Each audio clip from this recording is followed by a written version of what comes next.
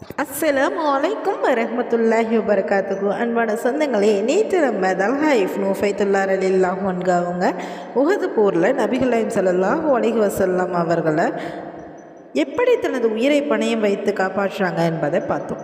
இன்று நம்ம பார்க்க போகிறது தல்ஹா ரலியல்லாஹு அன்ஹு அவங்க அளவில்லா தான தர்மமும் மற்றும் நபிகள் நாயகம் ஸல்லல்லாஹு அலைஹி வஸல்லம் அவர்களின் சொர்க்கத்துக்கு வாக்களித்த சம்பவமும் தான் பார்க்க போகிறோம்.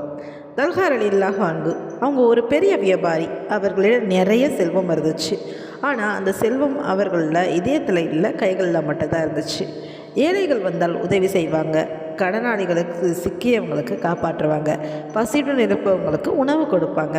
ஒரு முறை தல்ஹா ரலியல்லாஹு அவங்க மிகப்பெரிய அளவில் பணம் வந்துச்சு. அந்த இரவு அவங்களால தூங்கவே முடியல. அவங்களிடம் மனைவி கேட்டாங்க, ஏன் இவ்வளோ கவலையாக இருக்கிறீங்கன்னு கேட்குறாங்க. அப்போது தல்ஹா ரலியல்லாஹு அவங்க சொல்கிறாங்க, என்னிடம் இவ்வளவு செல்வம் இருக்கும்போது என் உம்மத்தில் ஏழைகள் இருக்கிறார்கள், நான் எப்படி அமைதியாக தூங்க முடியும்னு கேட்குறாங்க. சுபஹானல்லாஹ், இதுதான் அந்த சஹாபாக்களுடைய இதயம். அடுத்த நாள் காலையிலேயே அந்த பணத்தை ஏழைகள், தேவையுள்ளவர்கள், அல்லாஹ்வின் பாதை, இப்படி எல்லாவற்றிற்கும் பகிர்ந்து கொடுத்தாங்க. இதனால்தான் மக்கள் அவர்களை தல்ஹா அல் கைர், அதாவது நல்லவர்களின் தல்ஹா என்று அழைத்தாங்க. மற்றொரு நாள் நபிகள் நாயகம் ஸல்லல்லாஹு அலைஹி வஸல்லம் அவங்க தல்ஹா ரலியல்லாஹு அவங்கள பார்த்து, பூமியில் நடக்கும் ஒரு ஷஹீதை பார்க்க விரும்பினால் தல்ஹாவை பாருங்கள் என்று கூறினாங்க.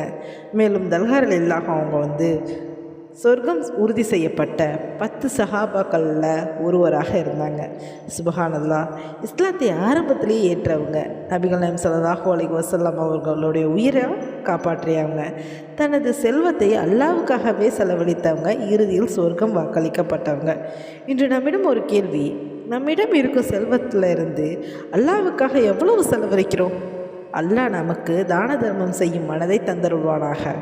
ஆமீன் ஆமீன் யா ரப்பில் ஆலமீன். இந்த மாதிரியான இதயத்தை தொடும் இஸ்லாமிய வரலாற்று பயன்களுக்கு தொடர்ந்து பார்க்க நம்ம சேனலை சப்ஸ்கிரைப் பண்ணிக்கோங்க.